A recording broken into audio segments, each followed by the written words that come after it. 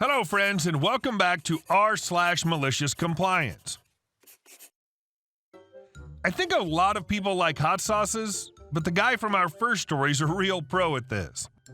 But before we begin, don't forget to subscribe to our channel if you're new here and turn on notifications so you don't miss a new video every single day. Here we go. I want your hottest chili sauce. A burger van opened right near my condo in London, and I befriended the owner, Steve. Steve was a real-life Jason Statham, a hard-butt cockney with a violent streak and a bat filled with molten lead he called a kosh. But he made great burgers. We'd hang out and talk, and very often, drunk patrons would turn up and demand your hottest chili sauce. I mentioned to him that I had a bottle of Dave's Insanity Sauce Savina Special Edition. At the time, it was insanely hot, 500,000 Scoville units, about 100 times stronger than Tabasco. You could dip the tip of a knife in it and ruin a whole burger. I had to sign a waiver to buy it. So it went on the shelf, and when some drunk, obnoxious Londoner would come up and demand the hottest chili sauce, he'd show how the other sauces, and then point out that Dave's sauce was technically the hottest, but it was evil and to put a tiny amount, half a teaspoon, and there were no refunds. Same thing happened every time. They'd slather it all over their burger, take one bite, wait 10 seconds, then start screaming and toss the burger in the trash. They'd get abusive, and Steve would laugh at them. One day, a British Special Forces member turned up and calmly asked for the hottest sauce. He slathered it and quietly ate the whole burger in silence, nodded, and walked off. It's difficult to explain how much pain this guy must have been in. Most people go red, purple, green, white, then sweat pours out of every pore. He didn't even bat an eyelid. SAS and most other special forces are seriously hardcore. SAS guy could probably breathe fire on his enemies after that dinner. And our next story. Let an ex-elected official call the cops on himself.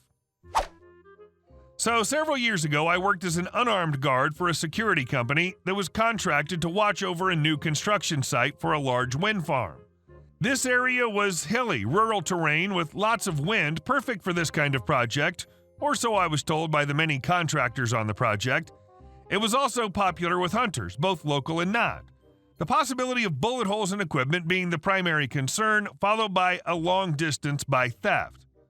The property had an old dirt road running through it that had been previously open to anyone wanting to use it. This part becomes more important later. I'd been working on this site since they broke ground on construction and never had any issues until a roll of copper wire was stolen. Our company had assumed that anyone trying to do anything on the site would use the heavily improved road through the site. They were proven wrong when that spool went out the back road. The only other access road that met up behind the property was nearly impassable for anything but four-wheel drive trucks, so it had been considered unimportant beforehand. Needless to say, we moved to 2 guards minimum overnight, one at the main entrance and one patrolling the site. The other change was that the company who owned the project decided to require every person entering the site to have a badge identifying them.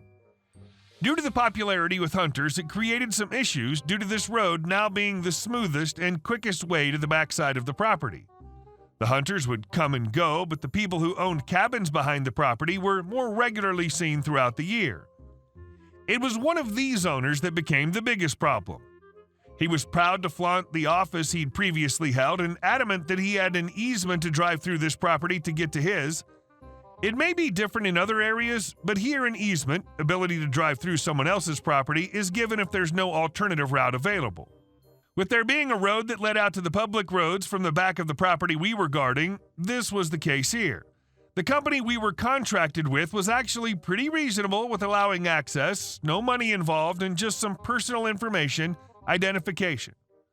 For this particular individual, that wasn't good enough. He made a routine of speeding past the guards and refusing to stop, so a gate was installed and kept shut short of the construction crews starting and ending shifts. One of the other guards let us know that he was trying to get a ticket or get arrested so he could take the owner to court. My luck would have it that he chose one of my shifts to try and run the gate. This shift being a midday on a Sunday with a crew having come in overtime to fix something in one of the nozzles, the large box behind the blades that had been flagged during testing and couldn't wait for repair. Honestly, not too sure what was going on with that end. With all that in mind, this gentleman drives up and starts yelling about accessing his property. We have his picture, so I already knew who he was. I pretended not to hear him, clearly giving me enough time to start using the gate in front of him. This is not a fancy electric gate, it's a steel cattle gate that you have to walk open and closed. As I start shutting the gate, he starts driving forward, so I stop and stand in front of his truck and let the gate swing back open. He tells me to move out of the way, to which I responded that I know he won't risk running me over because he knows he'd lose what he's trying to gain, free and unrestricted access through the property to his. Seeing that I have the advantage, he decides to try a different approach. He made a comment along the lines of just blocking the road until I let him through or call the cops. I bluffed a little, telling him about the crew working on site, and I said I wouldn't do anything about it, but since they were on overtime on a weekend, I wouldn't stop them from doing whatever they needed to do to be able to go home, which led him to pushing to get the police involved. Now's where we start to get into the malicious compliance. I was given explicit instructions not to call the police on him because all that was wanted was for him to come back during the week to get a pass, which I told him repeatedly to no avail. He decided to keep pushing the police getting called, which I kind of started to find funny the more he talked about it. He went from simply saying I should call them to more in-depth pushing. He asked if we had a phone in the guard shack, which we didn't. He asked if I had a cell phone, which I lied and said I didn't, which was more believable considering they hadn't gotten very popular yet. He said that he did, but he didn't want to call 911 since it wasn't an emergency and asked if we had a phone book. Still not sure why we had one, but it was there. He even tried to get me to call the sheriff on him off his own phone, which I again refused. Not ready to give up, he took it upon himself to call the sheriff's department on himself. Satisfied that the police were on their way, he moved his vehicle aside and allowed me to shut the gate. It was about 30 minutes before the first deputy arrived since it was a weekend in a remote part of the county they served. Being the security guard, they approached me first. I told them what had happened and that neither my company nor the property owner had an issue with him or what he was doing, as he was outside the gate and not blocking anything. The officer shook his head about this guy calling them in on himself and walked over to talk to the ex-elected official. It's about this time that the crew that was working came down and asked what was going on and had a quick laugh before heading back home or wherever they were staying. In all, about 5 officers responded to this call, and each one gets a laugh about getting a call like this one. Must have been a slow day for them to have so many show up for this joke call, then take another half hour to 45 minutes deciding how to handle it. In the end, they gave him his ticket for falsely reporting a crime or something along those lines, to which I hear him yelling out his window as he drives off that he got his day in court. The officers who had yet to start leaving laughed and said, "Yeah, he'll get his day in court, but it's not going to be the one he thinks he's getting." Sometimes when someone's irrationally angry, they can't see the consequences of actions or what their end goal is. And our last story. No, you're not my boss. The company I'm working for hired a new person last month as an entry-level programmer. He seemed pretty cool, just graduated with high grades. My boss had high hopes.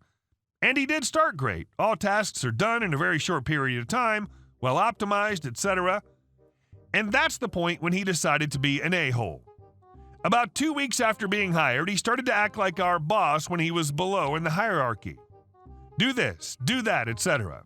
I wasn't paying him attention since I was already tasked with the things he'd order for me, but this didn't stop him. He nonstop asked everyone to bring him coffee, bring him a sandwich, etc. If someone refused, he threatened to tell the boss we were being disrespectful to him, which makes no sense. The day everything went wrong for him. EE, entitled employee. "Hey, OP, bring me my coffee, fast." Me. "I'm busy right now." "I said bring me coffee now." "No, you're not my boss." "Yes, I am, and you'll do whatever I say." "No, not in this world. Leave me alone, I have work." "I'm going to report you for disobeying." "Sorry? You're going to report me, a senior programmer, for disobeying an entry level? Who do you think they'll favor?" "Of course me. My dad recommended me to the boss." Listen, pal, just because you're recommended by someone to the boss doesn't mean you have any more rights than a regular entry level. "We'll see that, D-head." I just ignored him. He asked a few more people, but they all refused. He started yelling that he was disobeyed and that we'd be fired by the end of the day. And then he stormed out of the office, literally. 10 minutes later, I got called in the boss's office. He explained to me that EE reported me for disrespect and swearing at him. I denied all that and told him that every single person in the office would confirm my story and not EE's. He didn't have a doubt, but still asked everyone, personally, and also checked the cameras. They all supported my story, as well as the camera clearly showed him yelling and ordering around, and the boss went, "Okay, we'll fire him."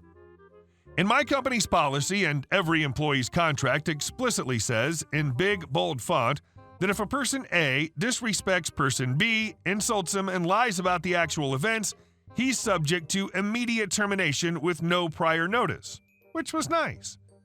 The boss called EE in his office, and he was smiling really hard. He was expecting to get me fired.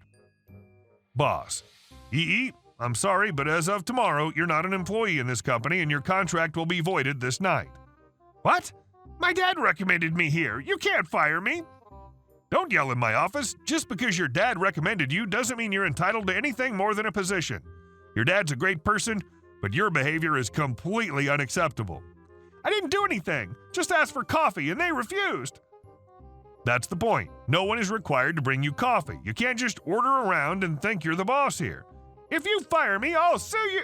I'll stop you there.